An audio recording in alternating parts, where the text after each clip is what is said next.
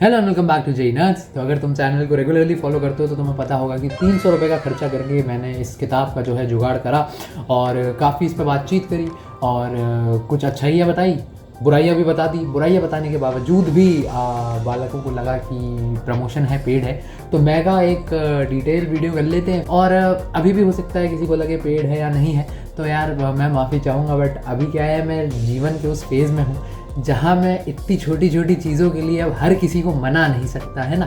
तो बस अपने वो करने के लिए मैं काम कर दूंगा, तुमको कोई भी कूपन कोड नहीं दूंगा, कोई भी लिंक नहीं दूंगा डिस्क्रिप्शन में, या तुमको बोलूँगा नहीं कि जाके ख़रीद लो।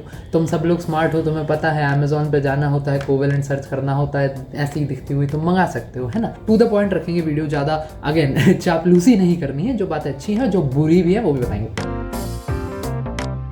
अब आ जाते हैं इस किताब पे। तो रैंचो रिवीजन ने ये किताब लिखी है, ऑर्गेनिक केमिस्ट्री की किताब है।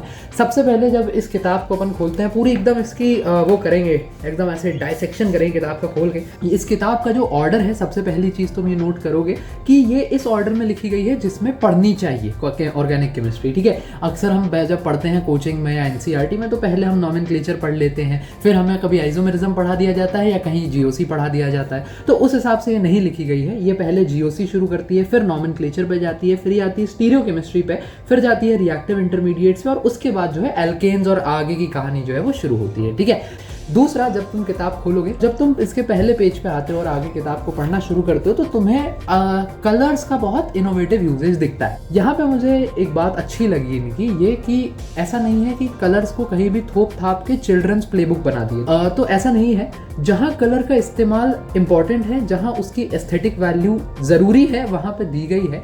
और बाकी जो है किताब बहुत फॉर्मल तरीके से ब्लैक टेक्स्ट और वाइट बैकग्राउंड में लिखी गई है। और इसके साथ साथ मुझे ये चीज़ बहुत अच्छी लगी कि ये एनसीईआरटी में भी मुझे लगता है थोड़ा मिसिंग है, कि फिगर्स का बहुत एक्सटेंसिव यूज़ है, डायग्राम्स का, फिगर्स का। तुम्हारे ऑर्गेनिक केमिस्ट्री तो पूरी डायग्राम्स, ये कार्बन चेन के डायग्राम्स हो गए, फिनॉल्स के डायग्राम्स हो गए, और इसके साथ साथ सिर्फ ऐसे डायग्राम्स नहीं, इस तरीके के जो इमेजेस और वो हैं, ये भी बहुत काफ़ी ईजी बनाते हैं चीज़ों को पढ़ना, ठीक है। अब थोड़ा कुछ तारीफ़ें करी हैं, तो यूज़ केस पर आ जाते हैं, जो कि मुझे लगता है कुछ बच्चे देखेंगे कि अच्छा क्या है इसका। तो एक बच्चे ने कमेंट करके कुछ वक्त पहले पूछा भी था कि भैया क्या मैं इसको पढ़ लूँ और फिर PYQs लगा लूँ तो मेरा काम बन जाएगा। तो नहीं, मुझे नहीं लगता ये किताब उस तरीके से लिखी गई है। सीधा मैं ये नहीं कहूँगा बेकार है, अरे ऐसे कैसे किताब पढ़ के, नहीं, ये कोई वो वाला गाइड नहीं है, बोर्ड वाला वो नहीं होता कि इसको पढ़ के बोर्ड में 80% 90, वैसे नहीं है ये किताब। मुझे ऐसा लगता है कि इसको इस्तेमाल करने का जो फ्लो होना चाहिए, सबसे पहले आप किसी भी कोचिंग, किसी भी बैच, किसी भी एडटेक से ऑर्गेनिक के प्रॉपर लेक्चर्स देखिए, ठीक है। एक बार आपने लेक्चर्स देख लिए तो टीचर ने जो क्लास में सवाल लगवाए हैं वो, और जो होमवर्क में उन्होंने सवाल दिए हैं, अक्सर कोचिंग्स में DPP दी जाती है होमवर्क में, उनको सॉल्व करिए। जब आपने ये काम कर लिया तो अब आप मॉड्यूल या रेफरेंस बुक पे मत कूदिए, अब आप इस पे आइए, इसको एक बार गो थ्रू करिए, और इसको गो थ्रू जब कर लेंगे फिर सवाल लगाइए, फिर अपने मॉक के पेपर दीजिए, तो जो है बात बढ़िया निकल कर आएगी। सीधा उस लेवल पे ये किताब नहीं है, और मैं क्यों ही झूठ बोलूँ, मैं इसमें बुराई नहीं करूँगा। मुझे लगता है उस उद्देश्य से ये किताब लिखी भी नहीं गई है, जो इसका उद्देश्य है। अगर आप उस लेवल पे पढ़ेंगे जहाँ पे पढ़ी जानी चाहिए, जहाँ पे फिट होनी चाहिए, तो ये बहुत एक्सपोनेंशियली आपकी हेल्प करेगी। अब इसी जो मैंने पूरा ये बताया, पूरा फ्लो, इसी में मैंने एक कहा कि आप उस पर मत जाइए मॉड्यूल के सवालों पे या रेफरेंस बुक के सवालों पे, पहले इसको पढ़ लीजिए। अब इसमें बच्चे का सवाल आएगा, और मेरा भी आया था कि यार मैंने अभी लेक्चर पढ़ा है, मैंने अभी DPP पढ़ी है, और उसके बाद मैं इसमें टाइम इन्वेस्ट करूं और ये मेरे घंटों खा जाएगा। तो वहाँ इनकी एक बहुत अच्छी चीज़ लगी कि इसमें इतना कंसाइज तरीके से इन्फॉर्मेशन दी हुई है कि तुम्हें लगेगा ही नहीं कि घंटों का काम है। तुम चाहो अगर तो पूरी ऑर्गेनिक केमिस्ट्री तुम इस पतली सी किताब से निपटा सकते हो, या एक चैप्टर ही पढ़ रहे हो जिसके तुमने लेक्चर देखा और उसके बाद उसकी प्रैक्टिस करनी है, तो यार पूरा चैप्टर पढ़ना है, 10 मिनट के अंदर अंदर तुम पूरा का पूरा चैप्टर जो है वो इससे पढ़ के किताब से निपटा सकते हो। तो ये बात मुझे बहुत अच्छी लगी कि फालतू की जो सरदर्दी है उसको इन्होंने रिमूव कर दिया है। अब एक और बात पर आते हैं, मैंने नाम लिया एनसीईआरटी का, तो इन्होंने किताब, जब मैंने इसका अबाउट द बुक और how to use this book पढ़ा, तो उसमें बहुत क्लियरली लिखा है कि एनसीईआरटी को वर्ड बाय वर्ड कवर करती है। एक इसमें बात मुझे ये समझ आई कि मैंने एनसीईआरटी पढ़ी है। देखो मेरे टाइम पर तो ये सब अवेलेबल नहीं था और मैं एनसीईआरटी पढ़ता था, मैंने तो कहा ही है, मैंने एनसीईआरटी पढ़ी है और मुझे उसकी जानकारी का पता है। एनसीईआरटी की लैंग्वेज जो है वो कई दफ़ाओं पे थोड़ी सी टफ हो जाती है, थोड़ी सी दिक्कत में हो जाती है, मुझे भी फेस होती थी, खासकर उनके जब एग्जाम्पल्स और वो जो ब्लू बॉक्स क्वेश्चंस में आते हैं अपन।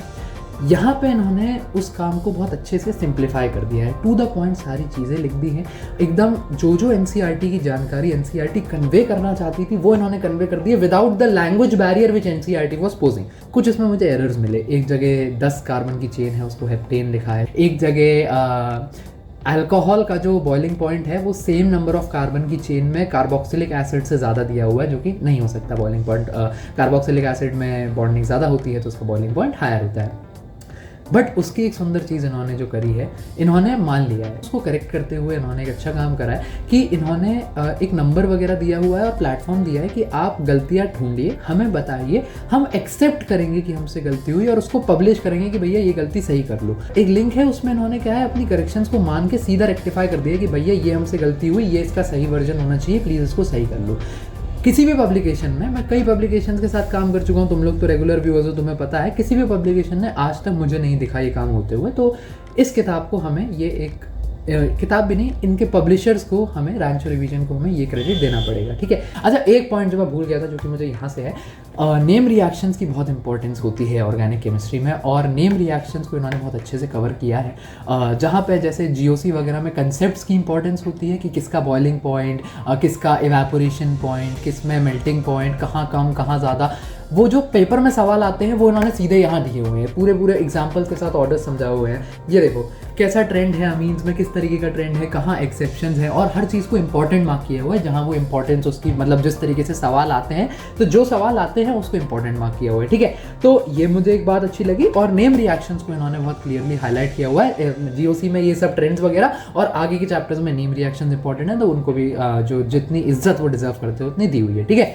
तो मोर और लेस दिस इज इट। ये सारी मैंने इसका कच्चा चिट्टा जो है वो खोल दिया किताब का, और सारी बातें बता दी हैं। तुम लोगों के लिए मुझे लगता है किताब 300 रुपये के जिस प्राइस पे मिल रही है उसमें वैल्यू प्रोवाइड कर सकती है, मेरा ये ओपिनियन है। बाकी अगेन कोई लिंक नहीं है, कोई भी कोड नहीं है, कोई भी डिस्क्रिप्शन में टैग नहीं है, कोई भी प्रमोशन, चलो तुम तो मानोगे नहीं, बट ठीक है। तो जैसा भी है देख लेना तुम लोग, अमेजोन पे अवेलेबल है, फ्लिपकार्ट वगैरह हर जगह तो अवेलेबल है, ठीक है। तो और भी कोई दिक्कत हो, इससे रिलेटेड कोई डाउट हो, तो अब शॉर्ट मुझे नहीं लगता बनाना चाहिए, नहीं तो खैर तुम लोगों की महिमा है, मैं यही रिप्लाई कर दूंगा, ठीक है। और भी कोई दिक्कत परेशानी हो तो तुम कमेंट्स में पूछ सकते हो। पढ़ाई करते रहो, all the very best, good bye.